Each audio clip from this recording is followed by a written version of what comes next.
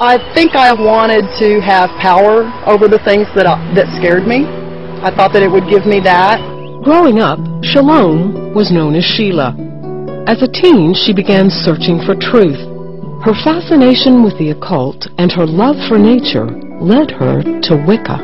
I was always very much in love with nature, and so it was a natural thing to worship nature, so it was easy for me to get into that. As Sheila became more involved with Wicca, she became very outspoken about the religion.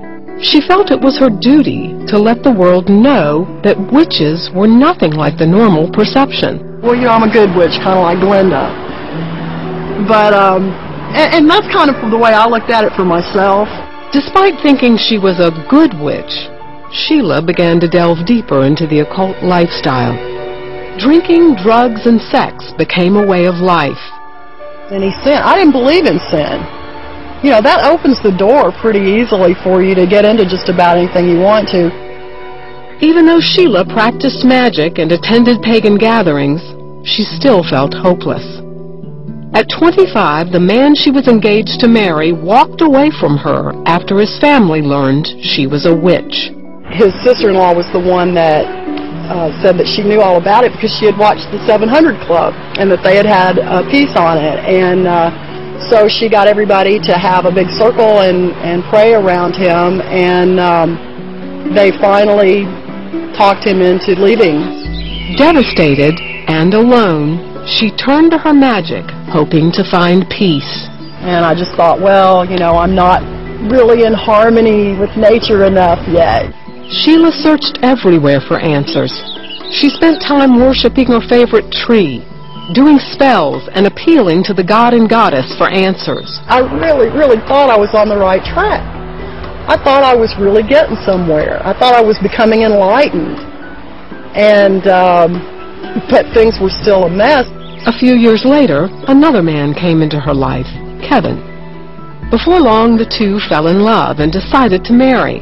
But just like before, his family found out she was a witch and wanted the relationship to end. So I was really angry that once again Christians had interfered with my love life. So I decided I'd have a little talk with Jesus, because I still believed that Jesus had existed, that he was a, you know, really smart guy. And I said, look, you know, I'm really suffering here, so I need your help. You're supposed to be the Prince of Peace. I need some peace here.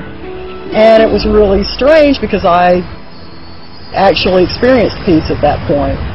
She began reading the Bible and studying Christianity.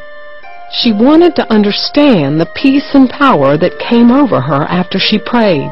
I had so many viewpoints that had to change that it was a process. I mean, I literally felt like scales were being dropped from my eyes, like Paul's experience. Sheila and Kevin got back together and began studying the Bible and going to church.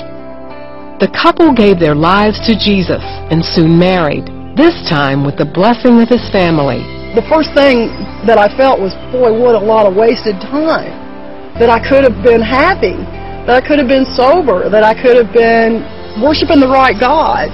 After experiencing the power of God, Sheila wanted to make sure she was leaving her old life behind. So she decided to change more than just her lifestyle. I always wanted God's shalom, his peace, and I thought that was kind of a neat name, so that's why I chose the name Shalom. Now her duty has changed a little. She no longer seeks to educate the world about who witches really are, but instead who Christ is. After practicing magic for over 20 years, I never encountered any power like what I've encountered since I've been a Christian. With the peace she's always longed for, Shalom is hoping to help other pagans and Wiccans find it too. You can find forgiveness. Doesn't matter what you've been into, doesn't matter what you've done. He's going to still forgive all of that. And there's hope. There is hope.